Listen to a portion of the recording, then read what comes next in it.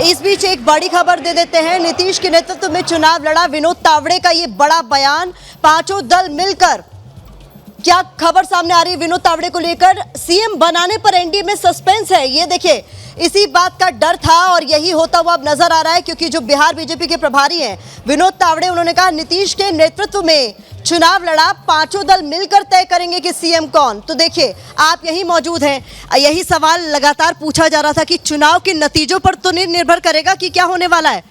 वो प्रक्रिया की बात कह रहे हैं, और मैं और भी चैनल्स पे था जहाँ पे रविशंकर प्रसाद जी आए और गिरिराज सिंह जी आए और भी नेता आए थे, तो सबने यही कहा है कि नीतीश जी के नेतृत्व में हमने चुनाव लड़ा है और देयर वाज नो वैकेंसी। मतलब पहले भी कहा गया है कि नीतीश जी मुख्यमंत्री थे, हैं और रहेंगे, और हम पांचों दल इसके बाद तय करेंगे। ये कहने नहीं, तो प्रक्रिया तो सबको पता है, लेकिन आप सीधा क्यों नहीं कह सकते हैं कि 10वीं बार शपथ लेंगे नीतीश कुमार, नीतीश के नेतृत्व में लड़ा, नीतीश ने जीत हासिल की। मैं बोलते हुए तो नहीं सुन रहा हूं उनको कि वो क्या कह रहे हैं, लेकिन हमें बड़ी क्लियरिटी है, इसमें कहीं कोई डाउट नहीं है। और इसमें एनडीए जो है, एनडीए के सारे घटक, मतलब मांझी जी भी सुबह कहे हैं, उपेंद्र कुशवाहा जी ने भी कहा है, उनके स्टेटमेंट्स हमने सुने हैं। तो अब विनोद तावड़े जी, अभी भी आपको यकीन है कि नीतीश ही सीएम होंगे? प्रदीप भंडारी मेरे साथ मौजूद है, बीजेपी के प्रवक्ता। प्रदीप, लगातार हम लोग बीजेपी के जो तमाम नेता हमारे साथ जुड़ रहे हैं उनसे यही बोल रहे हैं कि इस पर क्लैरिटी तो होनी चाहिए ना। चुनाव में भी पहले ये माना गया कि नीतीश का नाम लेने में बहुत देर कर दी, शायद उसके पीछे ये भी चर्चा हो रही थी कि कोई रणनीति हो सकती है ताकि सिंपैथी मिले नीतीश कुमार के नाम पर, कि भाई नीतीश जिस तरीके का चेहरा है, अगर उनका नाम अनाउंस नहीं करेंगे तो लोगों के अंदर ये सिंपैथी का भाव पैदा होगा कि नहीं वो तो वेल डिजर्व कैंडिडेट है, उनका नाम क्यों नहीं ले रही है बीजेपी। और अब चुनाव के बाद भी कुछ उसी राह पर। देखिए, ये आज का दिन प्रधानमंत्री नरेंद्र मोदी जी और मुख्यमंत्री नीतीश कुमार जी के नेतृत्व की बहुत बड़ी जीत है। मैं आपके एनालिस्ट को सुन रहा था जो कह रहे थे कि 10,000 रुपये, मेरे हिसाब से ये बिहार का अपमान है ये कहते हुए कि सिर्फ 10,000 रुपये के ऊपर ये जीत हुई है।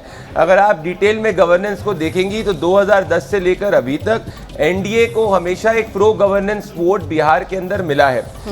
और साथ में ये ऐसा चुनाव है जहाँ रिजेक्शन ऑफ ऑपोजिशन भी हुआ है। भाई, लुभावने वादे तो ऑपोजिशन ने भी करे थे, उन्होंने तो हर घर सरकारी नौकरी का वादा किया था, वो तो कह रहे थे युवा उनके साथ हैं, पर आज ये स्थापित हो गया है कि नया एमवाई बिहार का महिला और युवा दोनों इस वक्त एनडीए के साथ में। अगर तेजस्वी यादव अपनी खुद की सीट को नहीं बचा पा रहे, इससे आप समझ सकती हैं कि कितनी भारी एंटी इनकम्बेंसी विपक्ष के अगेंस्ट थी और प्रो इनकम्बेंसी नरेंद्र मोदी और नीतीश कुमार जी के पक्ष में थी।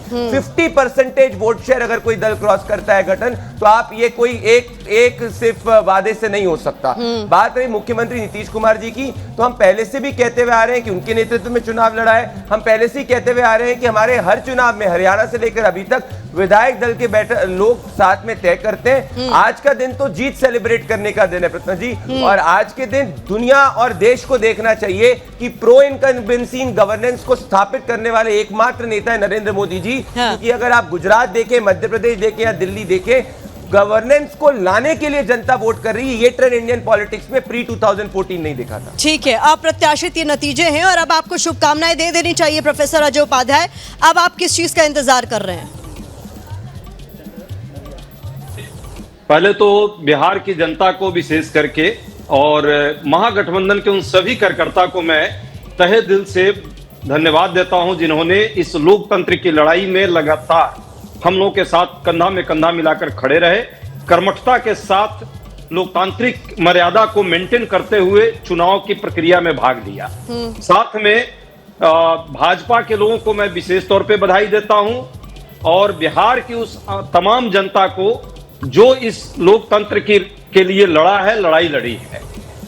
इसके साथ मैं चुनाव आयोग को भी, विशेषकर ज्ञानेश गुप्ता जी को बधाई देता हूं, जिन्होंने बड़ी शिद्दत के साथ डबल सेंचुरी बनाने में कामयाबी हासिल की है।